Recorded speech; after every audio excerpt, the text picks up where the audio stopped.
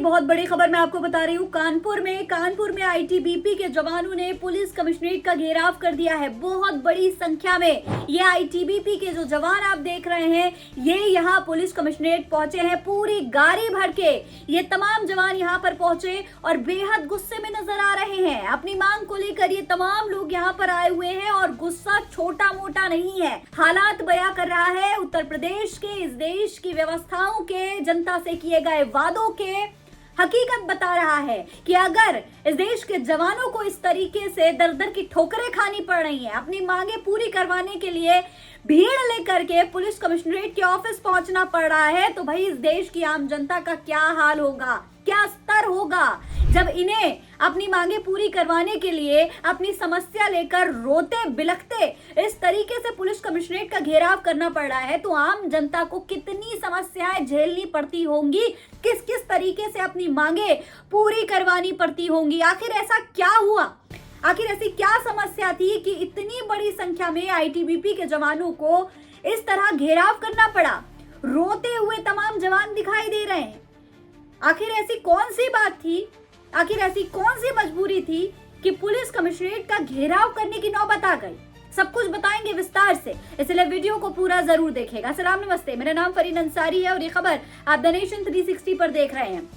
इस वक्त की बहुत बड़ी खबर दोस्तों, तस्वीरें, वीडियोस लगातार सामने आ रही हैं। कानपुर की ये तमाम वीडियोस हैं दोस्तों, आप देखिए। इस वीडियो में देख सकते हैं ये जो आईटीबीपी के तमाम जवान हैं, ये एक साथ गाड़ी भरकर यहाँ पुलिस कमिश्नरेट के ऑफिस पहुंचे हुए हैं। अगर आप इन तमाम तस्वीरों में देखेंगे तो देख सकते हैं किस तरीके से बड़ी संख्या में ये लोग पुलिस कमिश्नरेट के ऑफिस के बाहर खड़े हुए दिखाई दे रहे हैं। अब तक इन्हें अपनी ड्यूटी पर होना चाहिए था, लेकिन अपना सारा काम धंधा छोड़कर, सब कुछ छोड़कर ये एक जवान को, अपने साथी जवान को इंसाफ दिलवाने के लिए, उसके परिवार के लिए यहाँ पर आए हुए हैं। पुलिस कमिश्नरेट ऑफिस पहुंचे हुए हैं एक साथ इकट्ठा होकर। दोस्तों, खबर के मुताबिक कानपुर में करीब 40 से 50 ये तमाम जो हथियारबंद जवान हैं, हाथों में हथियार लेकर, बंदूकें लेकर यहाँ पर पहुंचे और कमिश्नरेट का घेराव कर दिया। देखिए, दरअसल ये तमाम जवान इसलिए नाराज थे क्योंकि उनके साथी की शिकायत पर कोई कार्रवाई नहीं हो रही थी।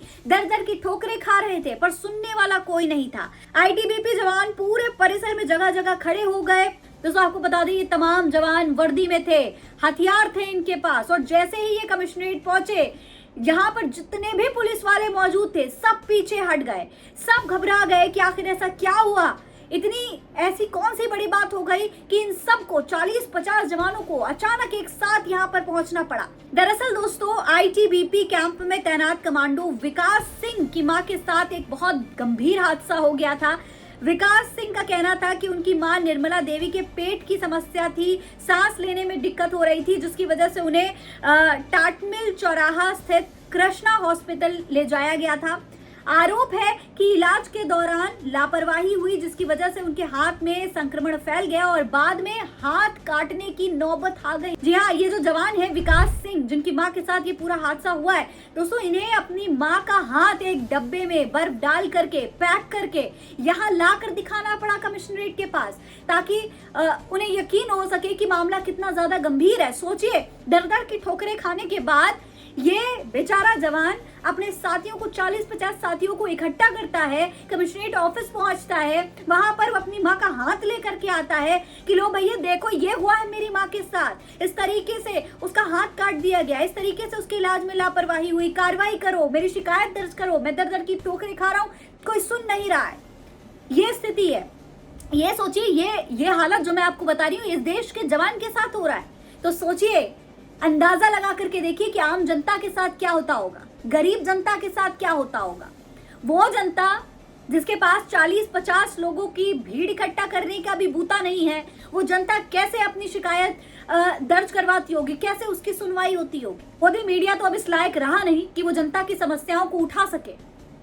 वो जनता किस तरीके से अपनी मांग पूरी करवाएगी जब हमारे जवानों को इस तरीके से दर दर की ठोकरें खानी पड़ रही है, आंसू बहाने पड़ रहा है, रोना पड़ रहा है, और इस तरह से कटा हुआ हाथ लेकर अधिकारी के सामने आना पड़ रहा है कि देख लीजिए ये हो गया है मेरी माँ के साथ, अब तो कुछ कार्रवाई कर दीजिए। बेचारा रो रहा है, सुनिए क्या कह रहे हैं वो। खाना खिलाया, सिर इतना बड़ा किया, हाथ वही मम्मी का हाथ भी घूम रहा हूँ, कोई कुछ किसने काटा है?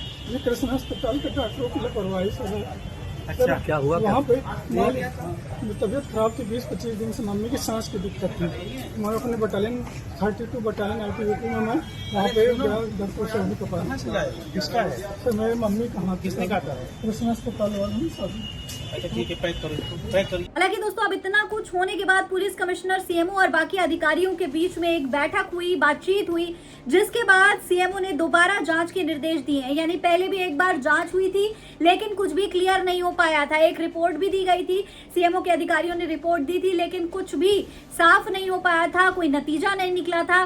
जिसके बाद ये तमाम जवान बेहद नाराज हुए, अपनी मांगे लेकर ये कमिश्नर के ऑफिस पहुंचे और फिर जाकर के अब सीएमओ ने दोबारा जांच के निर्देश दिए हैं ताकि ये साफ हो पाए कि हॉस्पिटल की लापरवाही थी या नहीं थी। दोस्तों सीएमओ हरिदत्त नेगी ने बयान दिया है कि मामले की जांच के लिए 2 वरिष्ठ अधिकारियों के नेतृत्व में एक टीम गठित की गई है जो मौके पर जाकर पूरे मामले की गहन जांच करेगी और अपनी रिपोर्ट सौंपेगी। जांच टीम में शामिल अधिकारियों ने आईटीबीपी के साथ आए प्रतिनिधियों से भी बातचीत की है, उनके कुछ सवालों के जवाब दिए गए हैं। दोस्तों इस तरीके से ये पूरा मामला जो है निकल करके सामने आया है, लेकिन इस एक मामले ने तमाम बड़े सवाल खड़े कर दिए हैं। सोशल मीडिया पर लगातार इस मामले को लेकर कई लोगों ने ट्वीट किया है।